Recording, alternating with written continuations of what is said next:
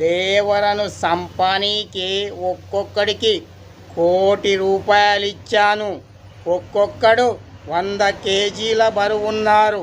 బిర్యానీలు తిని ఒళ్ళు బలిశారే తప్ప మీకు బ్రెయిన్లో కొంచెం కూడా తెలివి లేదు. దేవరను సంపమని చెప్తే దేవర చేతిలో సాబు దెబ్బలు తిని వచ్చారు. దేవర చిటికన వేలి వెంట్రుకను కూడా పీకలేకపోయారు. ఇక మీరు దేనికి పనికొస్తారా? దున్నపోతుల్లా తినడానికి తప్ప.